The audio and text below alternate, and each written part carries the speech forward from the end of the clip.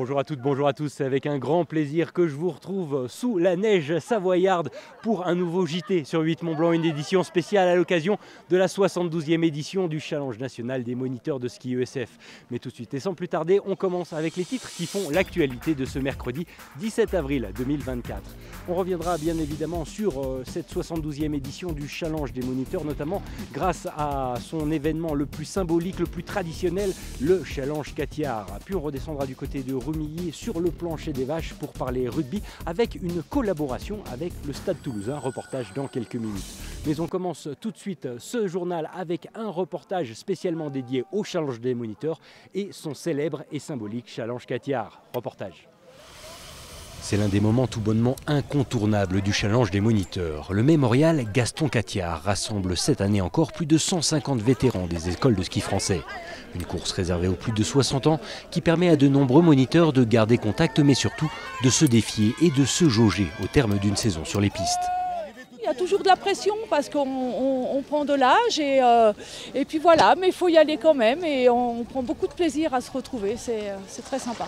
Le Catiard, c'est le rassemblement de tous les moniteurs des anciennes générations. C'est une course qui est conviviale sur un slalom géant, généralement assez facile, donc on s'amuse toujours bien.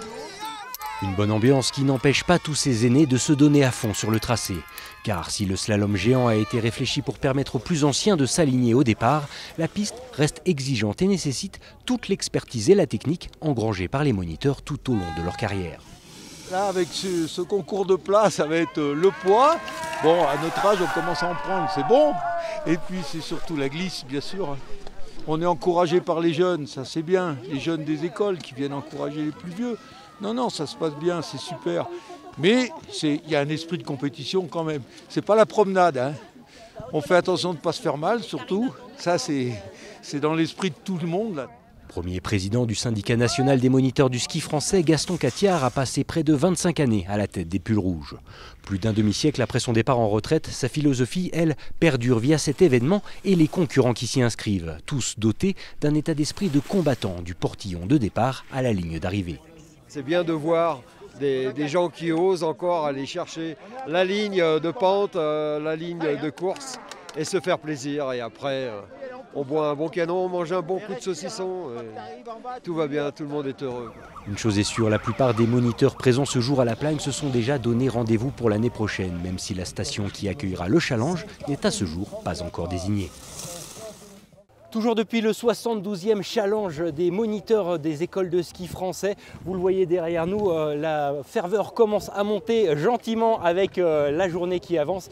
J'ai le plaisir d'être avec Nicolas Sauvage qui est avec moi. Bonjour Nicolas. Bonjour. Vous êtes le DTN, le directeur technique national du syndicat des moniteurs de ski français et un petit peu en charge finalement de l'organisation de ce challenge. C'est un moment vraiment incontournable pour la vie d'un moniteur, même pour la vie d'une station comme la Plagne. Et ça commence, on l'a dit, il y a beaucoup de mois en amont au niveau de la préparation. Oui, tout à fait. C'est des réunions, une candidature, puis des réunions presque 2 ans au préalable. Et puis tout un tas de séries de préparation sur le terrain et aussi en salle pour arriver sur cette semaine aujourd'hui à la Plagne. Quel est le cahier des charges? Qu'est-ce qu'on demande finalement aux stations hautes comme incontournable pour permettre que ça se passe bien? Le cahier des charges, il est vaste et long et large, mais globalement, voilà, il y a une semaine d'épreuves avec des épreuves très diversifiées qui vont du ski jusqu'au snowboard, le freestyle, la partie big air, le ski de randonnée, bien évidemment le ski alpin qui est la discipline mer, le télémark, voilà. Tout un tas d'épreuves, une cinquantaine d'épreuves sur la semaine, sur les 6 jours, qui se finit en apothéose par la grande finale samedi prochain.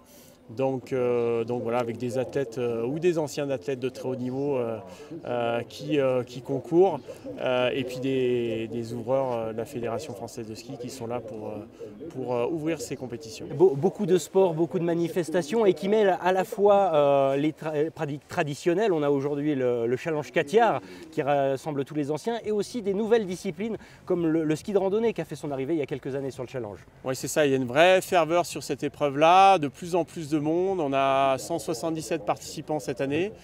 On a aussi la discipline du freestyle qui est arrivée il n'y a pas très longtemps non plus, enfin, même si ça fait quand même quelques années maintenant, qu'on fait évoluer soit en big air, soit en slopestyle, suivant la spécificité de la station locale, pour ne pas impacter non plus trop les équipes locales sur les événements, parce que c'est un énorme cahier des charges en termes de préparation, notamment des pistes. Et c'est pour ça d'ailleurs qu'on remercie la SAP, la Société de remontée mécanique, les services de damage, toute la station de La Plagne qui a fait un boulot énorme. Évidemment les ESF de La Plagne, les 7 ESF qui ont fait un boulot énorme de préparation pour préparer ce challenge des moniteurs. Une édition record à ce que j'ai entendu, en tout cas au nombre de moniteurs engagés sur les compétitions. Et peut-être d'autres records à battre cette année. Il y a déjà des objectifs carrés ou on attend de voir?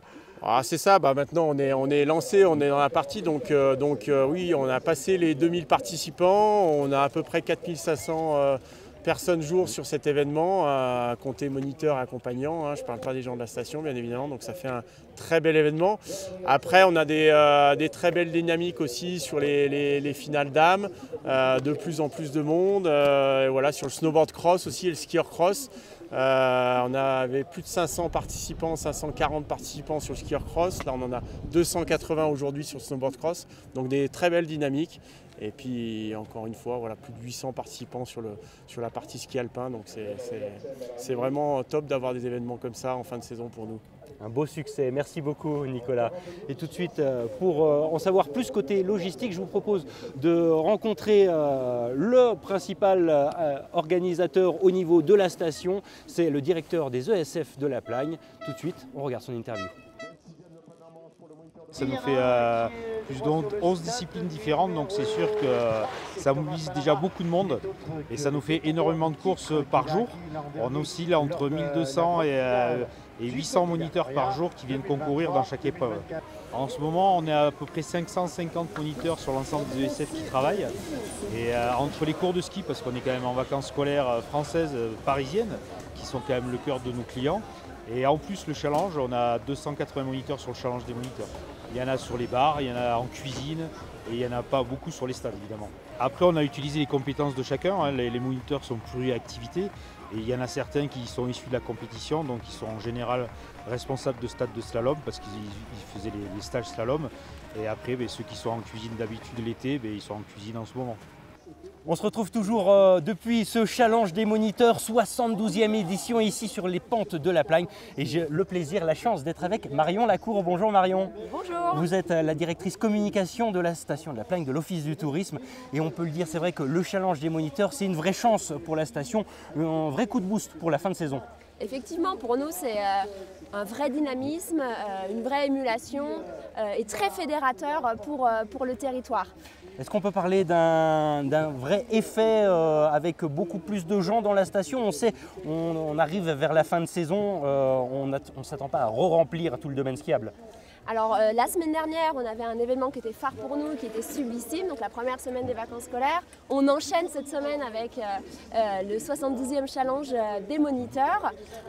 C'est plus de 2000 coureurs qui viennent de toute la France pour concourir, faire ce championnat de France des moniteurs et on recense à peu près 5000 personnes avec les accompagnants. Donc effectivement, pour nous, c'est un vrai coup de boost, un vrai coup de com et c'est que du bonheur d'accueillir tous ces rouges ici.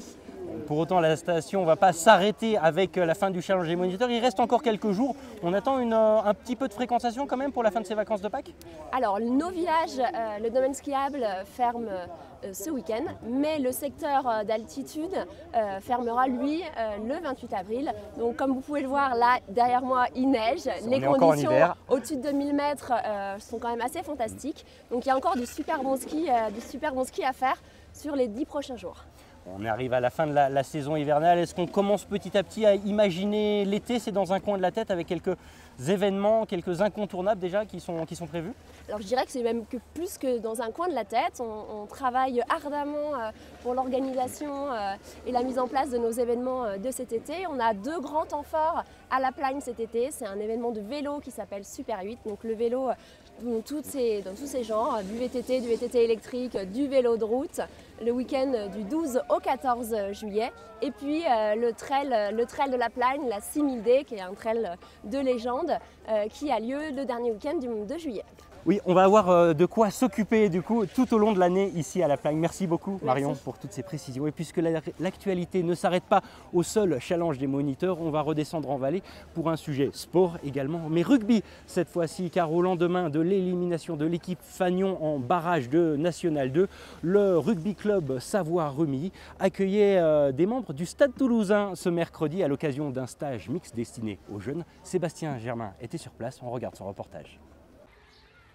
Quand le Stade Toulousain débarque au Stade des Grangettes de Rumilly, cela se voit. L'espace de 3 jours, le mythique club rouge et noir a envoyé 7 éducateurs de son académie pour un stage de rugby. 120 jeunes pousses des Savoies ont donc pu profiter des conseils avisés des membres du staff du club de Haute-Garonne. C'est trop bien. C'est mieux qu'avec mes coachs parce qu'ils m'apprennent plus de choses. Je me suis bien amusée.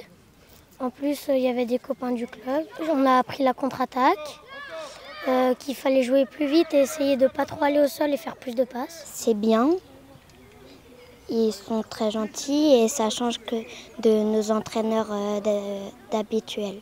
Content parce que je me suis jamais fait entraîner par des gens de Toulouse, alors je suis assez content. L'objectif affiché de ce stage mixte est assez clair. Transmettre les valeurs qui ont fait du Stade Toulousain le club le plus titré du rugby français et européen. 3 jours de stage, 3 thématiques différentes qui retracent un peu toute la philosophie du Stade Toulousain. On travaille beaucoup donc d'abord sur la capacité à jouer et déplacer le ballon en mouvement, jouer la contre-attaque, jouer le jeu au pied, créer de l'incertitude. L'objectif premier, c'est de promouvoir le rugby sur l'ensemble du territoire. C'est pour le Stade Toulousain aussi de faire valoir aussi la qualité de sa formation.